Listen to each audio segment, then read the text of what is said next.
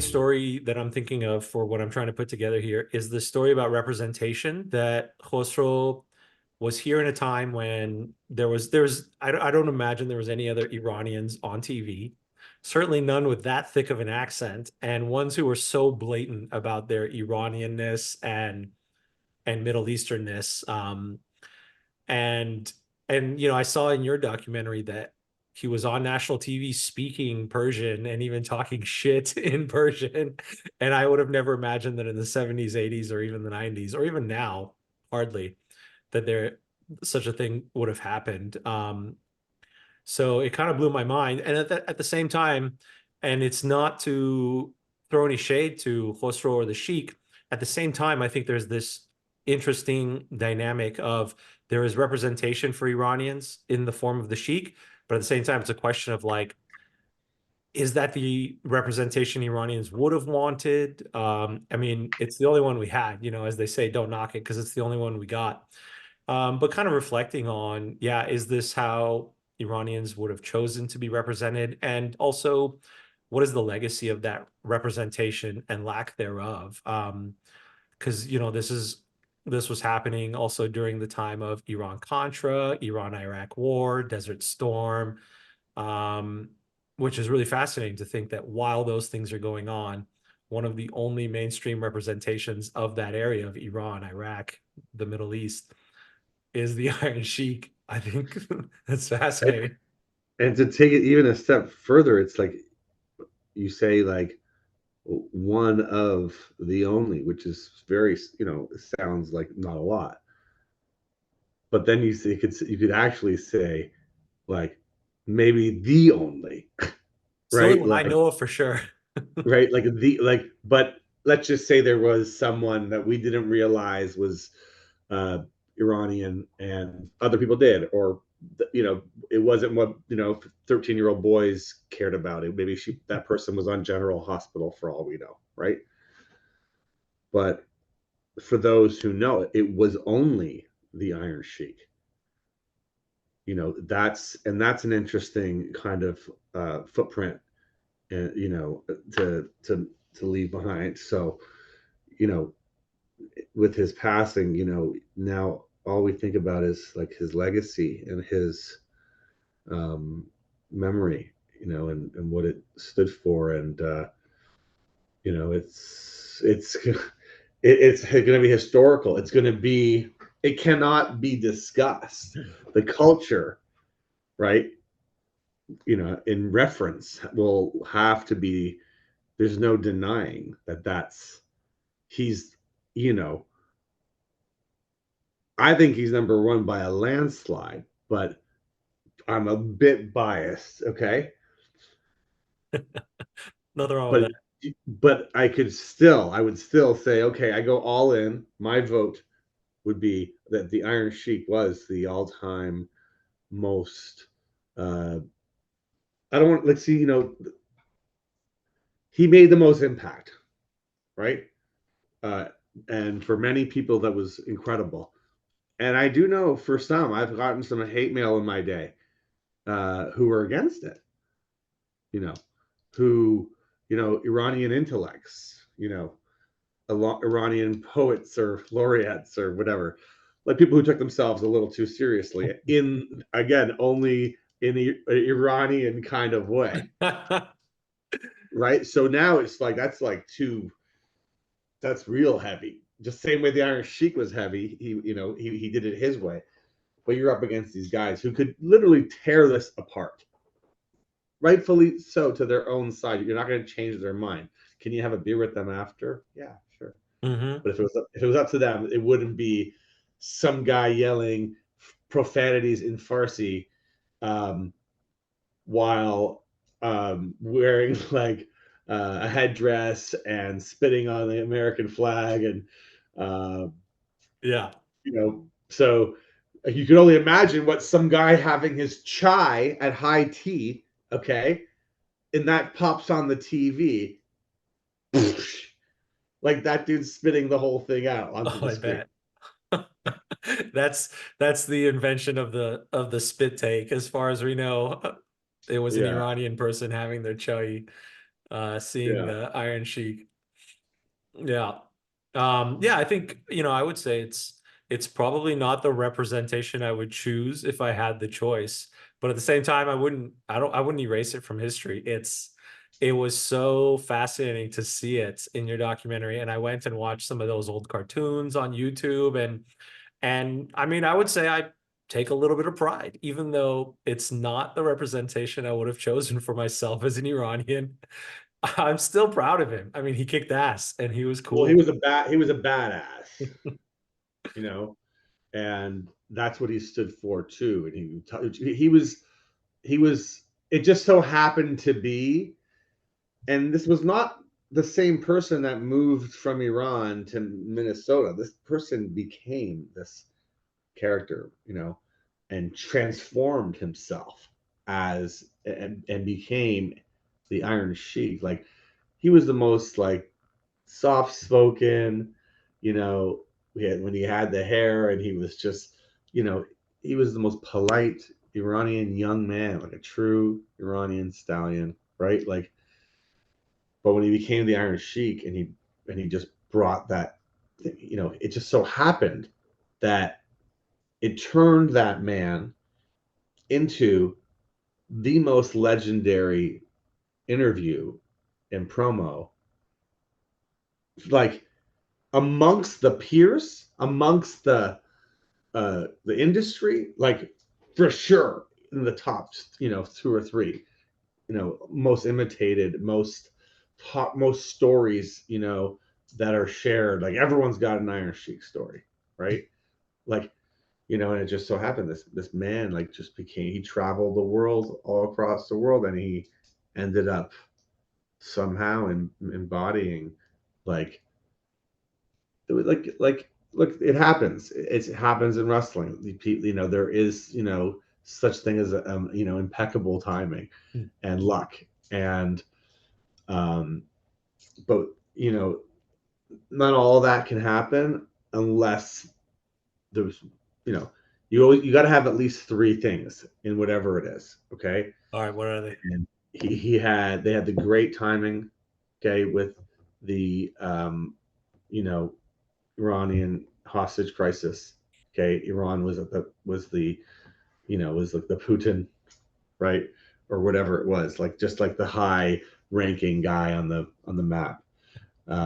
And so he had that, and then there's just the luck of how he came to shave his head and grow a mustache and get the whole character going, and that's just like luck and timing. So he had that. But what stamps it always is the fact that nobody could outwork him. Mm. Like nobody could outwork him. And um, I don't know how much you know about Khosrow Vaziri, his training partner and his mentor, and the 3 or 4 time Olympic Iranian national Olympic gold medal Greco-Roman champion, right?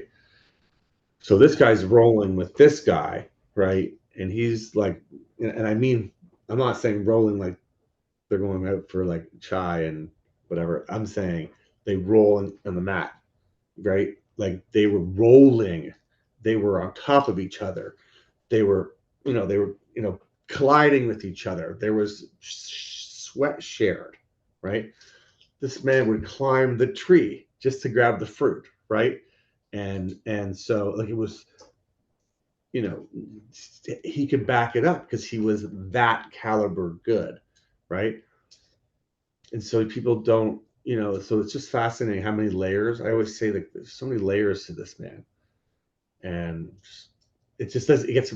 It's we haven't even hit the tip of the like the beginning of the first peel. Like you just saw the first peel. Like it's so intricate. It's so fascinating. Anyways, I could speak about it forever. So whatever questions you have. Yeah. Yeah, and I remember in the documentary, a number of the wrestlers that you interviewed talked about how he was the real deal, and obviously you have to be fairly athletic to do this, WWE style wrestling, even if it is a performance. These people are for the most part, athletes, but to see all those people who are, or at least were in their time, arguably top performance athletes, all of them saying, "Oh, the Sheik, he was the strongest. He was the most powerful. He could put you down." And I remember somebody saying something like he could, but he never would. He was super strong. He could take you down, but he never would. But I remember there people. was a couple of moments though. I Like bet. there's infamous moments that again, you know, uh, I just find it so fascinating. Like there's just each there's like each encounter. It's like almost like how they would talk about people in folklore, like they were at an airport and they saw Kareem Abdul-Jabbar in the 70s, or somebody's one of your uncles or cousins or something has a story where they saw Charles Barkley at a Denny's or something happened, Yeah, right in America, and people remember where they were the first time they saw him on TV, yeah, or will always, like, the moment they saw him in public, it was an out of body experience. I bet. Yeah. When was the first time you saw him? How did you come to know him? So, basically, we didn't, we had no idea about wrestling. We were 4 or 5 years old, and we had a babysitter that was, our parents, we were such immigrants. There was just like we were just like when we were growing up from age 0 to 5, my mom and dad only spoke to us in Farsi. Hmm. And then grades 1, 2, and 3, we went to a French immersion school. Okay. And then we moved. And by the time we got to grade 4, all we had really known was Iranian, French, English ish, but like most of what we learned was because of what we saw the Iron Sheik saying. Right? Because it just so happened my parents just I don't know what they were thinking, right? Like they were just so green. So we had a really interesting like situation going on as well. But what our nanny was watching wrestling one day while we were playing in front of the TV, and my mom had been cooking in the other room, and she runs in with this pot and she drops the pot. This is how it goes, and she screams, "Oh my God, that's your dad's!" And it was such a loud sound, like when it hit the floor. That's your dad's friend. That's your daddy's best friend. She's like, "Oh my God!" And she started calling my dad, and I said, "Bijan, Khosrow, he's on TV." And we were just like, "What? Huh? What do you mean?" Like just like whatever. And then I remember there was like a phone call being had at one point, and my dad's like, "We're gonna go see him." Okay, and that's all we knew. And from that moment on, from like at age 5 or 6, we would. So my dad and him grew up together. I missed saying that whole point. My dad was the ping pong champion of the national champion of Iran. Outstanding.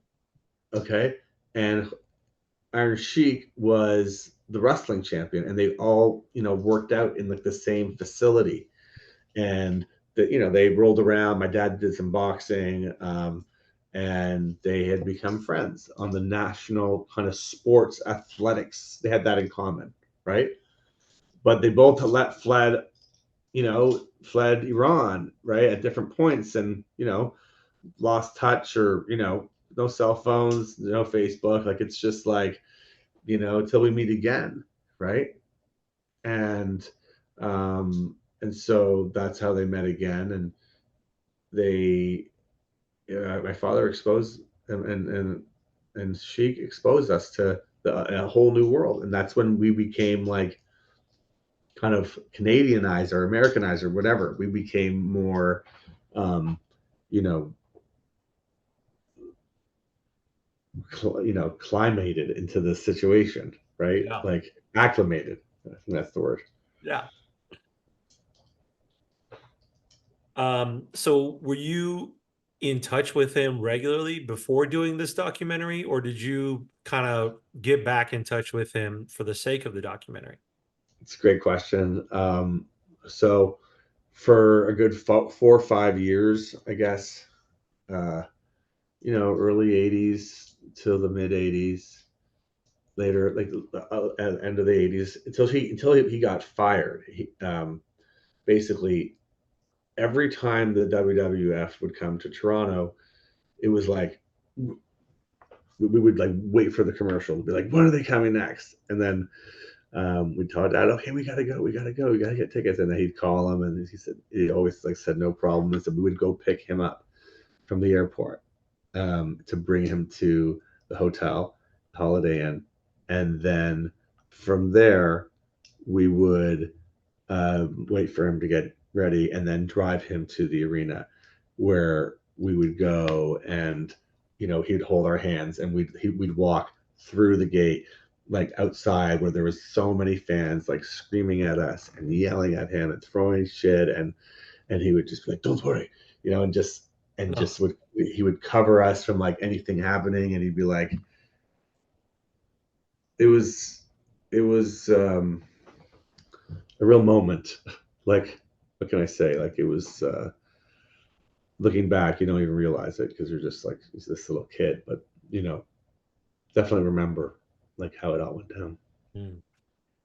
Yeah, that's kind of the impression I had, was that he was almost like a uncle figure, maybe to you Oh and yeah, yeah. Well, we like basically, it's I don't know, however you want to label it. Like, you know, to my kids, he's Papa Sheik. To me, he was Papa Sheik. To his grandkids, he's Papa Sheik. right. Um, he we're like his. We were the guys. He has a son-in-law who he adores, but he wasn't as into wrestling, and he wasn't involved in his career like we were. So the same way, like he was involved, he would go with him places, but he wasn't like, he was there more to take care of him as his father-in-law, whereas we were on the business. We were doing mad things together, right? So Godfather has been thrown out, and just just someone we were just lucky to like. I still, the story's still being written, right? Just even having these new conversations, and these stories kind of resonating with other people, right? There's been so much uh, conversation about how we're going to maintain his legacy, and because we have to do it. Yes. That's my job. Like, for all we know, that's just the beginning of it. That's just chapter 2, right? I keep saying to my brother, I'm like, why can't the Iron Sheik be a new Avengers character? Yes. Like it's like the Joker. Like, Iron Sheik could end up being like Caesar Romero, the original Joker, but then there's like all these new iterations of it, right? But you know what I mean? Like, Yeah. I said to my brother, I'm like, there's something there. Like, it's why can't the Iron Sheik be like in the next Batman? Like, I don't know. Yeah. I like it. I mean, he definitely had, I feel like, that larger than life, almost superhero like personality, or supervillain. But I think, It's surreal. yeah, certainly seemed like he ended a note as a hero, even though he spent so much of his time as the heel. So I love that ending, and everybody just kind of spoke so fondly of him. It was clear that he was, I think it seemed like he was admired by so many, and inspiring to so many. Yeah, and continues to inspire. That's Yeah. a huge part of it, is that you know again, it could be early innings here. So what do you think? Yeah, you mentioned continuing his legacy. Is there anything you're doing right now, or want to do, or fantasize about doing when it comes to continuing his legacy? I think there's lots of stuff on the go, like, in general. Obviously, it's not the same. Mm. He can't, but he also was slowing down on his last appearances. Like, there were years where, up until recently, he was like banging out. He would love to travel, but it really got tough the last few years, and I always tried to pump him up, and literally spoke to him probably like almost every day, like like we just chatted and we FaceTimed, and we I just would harass him, Right. and it was but and he'd always come back and kick out and be ready, but like it just the wear and tear on the body, right? It's he's only human, you know he was only human. Like he lived a great long life, uh, and I wish he could have lived a lot longer, because I do think that, like, it wasn't like he was a fighter. It just you know it Mm. just was his time. Yeah, of course. And I think so. I know in the documentary you guys said you'd started putting him on YouTube and on Twitter. So he is on social media now. Is that you? Are you involved with that? Do you know who runs? Like, there's an Instagram account. Right. Sure. So this is interesting, because this will be like people just don't seem to know the real deal with this, and I am actually not involved in any of it, and I've never ever been involved in it. But there's actually a group of people between my brother and their family and a couple writers, and it's a real thing. It was a real thing. Obviously now there's just it's more of like a legacy kind of account, just to keep his name afloat. But there's been lots of conversations about um, just finding the right way to revive it, or or use it to inspire. And like again, it's doing its job now. There's tens of thousands of tweets, right? So he may have said, uh, "Fuck the Oscar awards," in 2009, right? But you can just retweet that to today, and it's all relevant. It's timeless. It's timeless. So, you know, um, so no, I never was involved with that, but like, we did a lot of like, appearances and, brand activations, and now like, it's just like, again, like, there's been a lot of interest in, life rights for films, and story rights and conversations of that nature. Um, but also, just like, it hasn't even been a year, right? And it's like, it's Yeah. just so fresh, and um, it's surreal, because you're just like, oh my god, like, yeah, he's like, he's not, he's gone, and it just happened so fast. Mm. Yeah, it certainly was on my mind. You mentioned brand activation. I saw, in the movie, it looked like you guys essentially reactivated him as a brand in this digital era. And that was so much of that was so early on. It was like when YouTube and Twitter had just become a thing. And now, I mean, certainly with Instagram and TikTok, it's become a bigger thing. And so many older celebrities that were not in the spotlight in the late 90s and early 2000s are back in the spotlight, arguably because of this nostalgia and nerd culture that has really taken life or second life on social media. And now everybody is clamoring at the Comic-Con to get, George Takei's autograph or William Shatner's autograph. Whereas in 1999, 2005, thereabouts, people barely even remembered those guys, and now I feel like they're bigger than ever. And to be quite frank, I bet their net worths are bigger than ever. And I kind of wonder if Iron Sheik was a little younger, if he was still around, he might be one of the biggest celebrities around. I can't help but think that I think the potential for him to be big right now, if he was still around, I think is there. Yeah, because it's At this point, it's really sad, like, how many of these guys are gone, right? So it was always like, Sheik did outlive a lot of his peers, right? Like at 83, you look at all the guys that, from that era. He's from a bunch of eras. He's not just from one era, right? Like he's from like an era before, a couple of gens before the 80s era, not necessarily like where he sprouted, but he came from this thing where it's like it really is like you break into the business in this like whatever it is, 57 Chevy kind of way, like it's like why him and Ric Flair broke in together, right?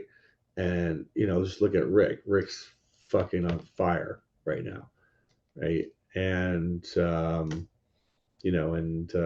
rightfully so. Like he's just he is the man, and the Iron Sheik was the man too. And they both broke in together under this exact same scenarios of ice cold winter and under the painful tutelage of Vern Gagne in Minnesota, who was like this badass old man who had a barn with like a wrestling ring that was like hard as hard as hell. Okay, and they'd have to go and they'd have to take bumps in this ring, and they would have to train for like weeks and hours a day, and so Sheik had this kind of almost like you put like Hulk Hogan, Lou Ferrigno, Iron Sheik, these guys in a row. Like, you can like, and it's like that's a guy, that's their look, like Iron Sheik needs to be at Madame Tussauds.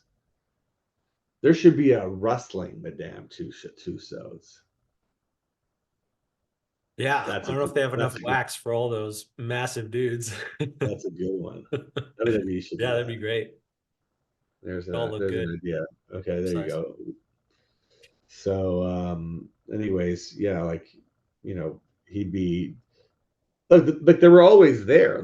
They always came in. Just the last few years, he was kind of like, didn't matter, right? But there was always like requests to go to the Super Bowl or do something like, but he just like was like, it ain't happening. And we also were like, we don't want this guy to like be in more pain, right? Like, like it's not fair, it's not right, it's not cool, and so we just kind of we left it. But I did get to see him a few times in the last year, which was really cool. Right. And just be with his family, that is like just um, it's family. It's we are forever, tied together. Mm. Yeah. What was it like if you're open to sharing, it seemed like you were with him through some of those darker times too, where in the movie he looked, just kind of down and out. He looked tired. He was limping. And I know he sounds like he was, hitting the booze and drugs hard. It was great to see him pull out of that, but it sounds like you were with him through some of those times, and he looked like he was struggling emotionally, not just physically. He seemed like he was, I don't know, mad at the world, probably mad at himself, as I would imagine I would be in that situation. Any reflections on that period? Yeah, like, at the core of it, there was drugs, and he used those drugs to mask the pain and to,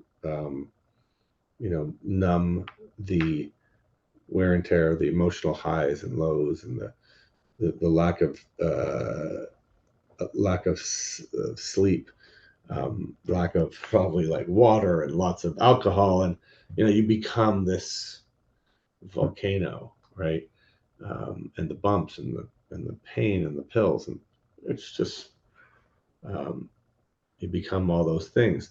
But the thing about it is that for him, he was the champion at it, right? He was a maniac on that. When he did drugs, he would, no matter what it was, it would like he would be like he'd go straight to work out and do like crazy like Hindu squats and like jumping jacks and just like and he would just drip and sweat and you'd be sitting there and just be watching and you're just like can't believe it. You just can't believe the conditioning and it was so it was just he just did it his way, right?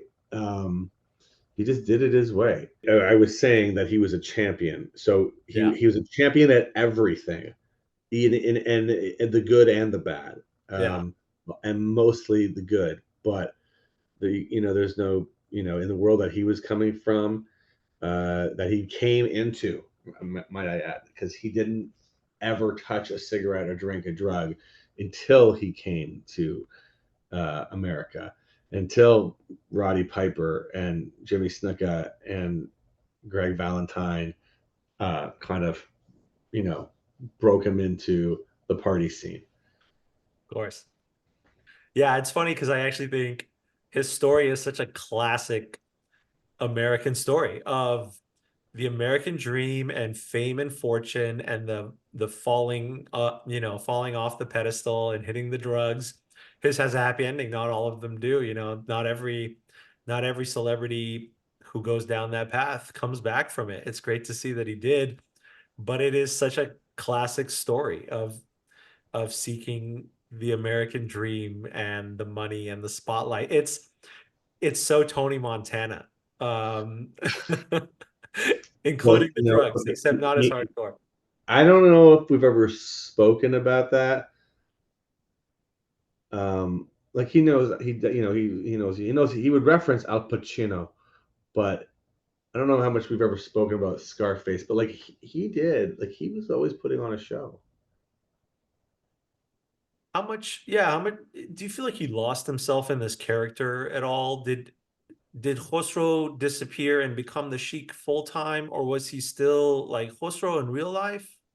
The last 10, 15 years, the best run of all of them. He was Khosrow, he was Papa Sheik, he was the best.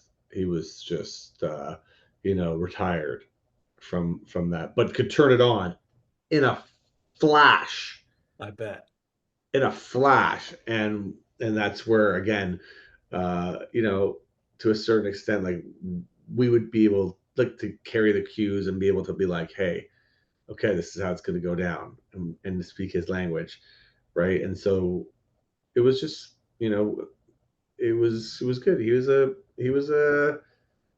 He needed a rider. He needed to have people be at his beck and call, right? Like he was the Sheik. So in that regard, he became the Sheik. When he went out, he didn't really. He wasn't. He was very rarely who he was at home, and you know when in the hotel room or whatever, he would be able to be like normal. But the moment he went out, right? And then sometimes he'd go with a beard and he was unrecognizable, right? But but that was also later. But like whenever he went out with the headdress or clean shaven or no hat, it was the Iron Sheik. Everyone knew the Sheik was there, and he became the Sheik in that instant. He could turn it on, I bet. I bet. right? And because that's who he was. They're saying, "What's up, Sheik? Sheik?" And he's like, "Yeah, man." Just Hmm. so yeah, he was over, as they say Hmm. in wrestling. Okay. Yeah, it seemed like he thrived pretty well on the attention and the celebrity that he enjoyed it. Even as the heel, as the bad guy, he enjoyed the heat, as they called it. Oh, he could dish it and take it, um, and yeah, legendary trash talker, like legendary, shit disturber in the best way. Um, Again, because he could do that. He could get away with it. No one's gonna stop Hmm. him, right? Who's gonna tell him no? No one's gonna say, And look, there's some guys who he had problems with, like sorry, Andre the Giant. They didn't get along. Oh, how come? You know? They didn't get along. No, they were like they were very similar, right? They were both like kind of like those iconic, you Mhm. know, characters. But there was like some beef there. Um, and I like everything about Andre the Giant, like in his history. I'm like a huge fan. But you know, like they've said, the story's been twisted. I've heard the story full tilt from many wrestlers, and including the Sheik, who would always bring it up that like, you know, him and Andre, you know, like had their, you know, opinions about each other. But in one of the documentaries about Andre the Giant, it said that like he like roughed up the Sheik one night, and it's just like never in his dreams could Andre the Giant. Literally, the Sheik would be able to snap him in half. Wow. Like Okay. like it's again, it's not like a knock on Andre the Giant, like you know, but in a shoot. Okay, I'm not talking about who was more over, who was more iconic. I don't. That's not even about that. That's not what we're talking about, and that's a debate for everyone else to have. I'm talking about in an actual physical fight. Okay, call it MMA rules or whatever. There would be a unanimous decision. That's it. Bold claim. I love it. All right. Okay, so just to clear the record up. It's yeah. Now everybody knows. I like it. That's good. Yeah, I always say like you know he would have done really well in that stuff, like if he was around in his era. I can see that being the case. I mean, clearly they take at least I don't follow, but it seems like Yeah, they take certain a fair amount of elements from wrestling, the grappling and the there's something about that. Like there's some wicked MMA Iranian fighters out there, oh really? but they just like you know they stay doing it everywhere but UFC. Like it's Hmm. interesting. I don't know why that always works out like that. But yeah, I always say the Sheik would have, you know, given Brock Lesnar a run for his money in his day. I feel like we're coming up on this era where, we're able to make these digital clones of people. So you could really be like, oh, let's see how the Iron Sheik would have fought against a certain wrestler or an MMA fighter, and we'll have AI analyze all their movements and their size and everything, and then put together a virtual reality match between them. So we might get to see some of these things happen at some point. Who knows? Or we Right. might get to see the Iron Sheik live on as an AI clone that just has its own Twitter account, or not Twitter, but TikTok or something like that. Who Well, knows? that's what I've been saying. I've been saying for a while. Sorry. Um, you know that you know it's is Elvis dead? Like is you know are these is Bob Marley dead? Like you know like he's gonna live on forever, Yeah. right? And there's ways to tell the story. And there's so like I said, there's so many layers here, Yeah. right? Absolutely. It's it's rich. It's rich. So Do you feel like is there something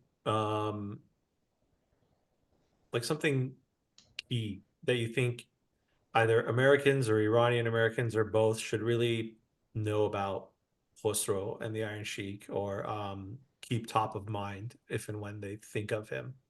Is there a defining factor or a secret? um I'd have to say that, you know, one of his, you know, real true legacy, you know, pieces is being able to, in my opinion, be the American dream, right? Be the Iranian American dream, right? And regardless of the stuff that happens in the middle, like from the beginning to the end, right?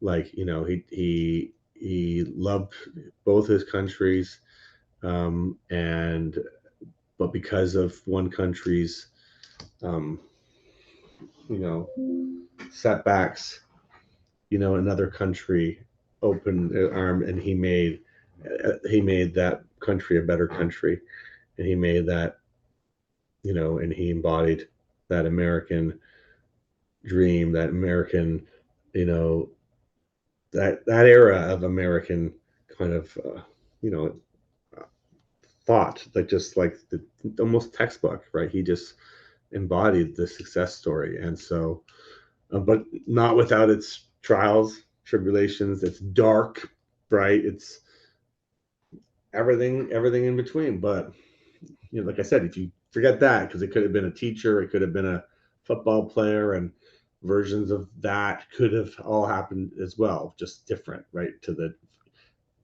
At the end of the day, he achieved this, and he did that through hard work and through resilience and reinvention. Um, and he managed to stay, true to his, Iranian roots, and represent his people. Continue to represent his people, not necessarily in the Olympic Games, right? But now in a different way, and he made his impact. And I think he was very proud Iranian, and he makes me proud to be an Iranian. And he's something that I think um, is a person of light for our people, color, um, and so I'm just honored to be able to share this and talk about it, and be able to, I don't know, motivate one person. Great. Yeah, I think that's fantastic. Thanks so much, Jian. I appreciate you sharing that. I think that's a great thought, in my opinion. Yeah, man. So look, we're lucky guys, and I think that we're going to try our best to, sprinkle that into as many places as possible to continue to live, keep his name alive, and it already is, but really, really find ways, and we're working on it, like every day. It's in our conversation, and it's in our um, kind of plans, and there's stuff on the go. It's just a lot of moving parts, but we'll always, we're always happy to, share the story. Yeah, I appreciate that. Thanks so much for connecting. I appreciate your time. And I appreciate that you guys made this documentary about the Iron Sheik. I watched it, I think at least 3 times all the way through, and a few times not all the way through.